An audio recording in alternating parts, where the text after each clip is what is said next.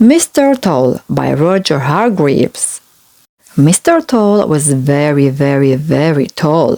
Quite the tallest person you've ever met. In fact, quite the tallest person you've never met, because you've never met anybody with legs as long as Mr. Tall's legs. Have you? Now, the problem with being as tall as Mr. Tall was that life was just one long problem, as you can see. "Oh dear," he used to sigh. "Oh dear me, I do so wish that my legs weren't quite so very, very, very long." He decided to go for a walk to think over his problem. He was just stepping over a tree when he heard a voice, a little voice. "Hello!" It was Mr. Small, standing underneath a daisy, but Mr. Tall was so tall that he couldn't see him, so Mr. Small shouted at the top of his voice, "Hello!" A Mr. Small shout is about as loud as a bee's sneeze.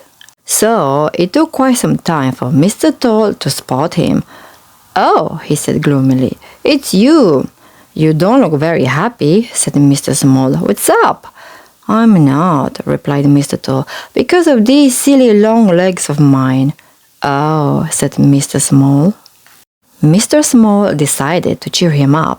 "Let's go for a walk together," he suggested. So they did, which of course didn't work. It was like a giraffe going for a walk with a mouse. Then Mr. Small had an idea, which did work. And because of the length of Mr. Tall's legs, they very quickly walked all the way to the seaside. "Come for a swim!" cried Mr. Small. "Can't," replied Mr. Tall. "By the time it gets deep enough for me to swim, I'll be out on the other side." So Mr. Small went for a swim while Mr. Tall sat down with a face which was nearly as long as his legs. Mr. Tickle came along. "Hello," he said. "You look as you need cheering up. Care for a tickle?" "No, thanks," replied Mr. Tall. "What I will care for are some different legs. Mine are much too long." "So are my arms," said Mr. Tickle cheerfully, "but all the better for tickling." And off he went, chuckling, looking for somebody to tickle, looking for anybody to tickle. Mr. Nosy came along. "Cheer up," he said. "You look very down in the mouth. What's the problem?"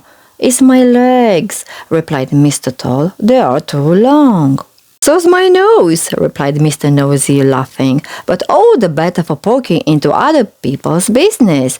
And he went off looking for something to be nosy about, looking for anything to be nosy about. Mr. Greedy came along. "Hello," he cried. "You look gloomy. What's wrong?" "It's my legs," explained Mr. Tall. "They are too big." "So is my tummy," replied Mr. Greedy, "but all the better for filling with food." And off he went, licking his lips. Mr. Tall sat there and thought about Mr. Tickle's arms and Mr. Nosy's nose and Mr. Greedy's tummy. He smiled, and then he grinned, and then he laughed out loud. He looked at his legs, those very, very, very long legs of his. "All the better for walking," he chuckled, and walked home in 4 minutes, 40 miles. Mr. Small came out of the sea after his short swim. "And how am I going to get home?" he asked himself.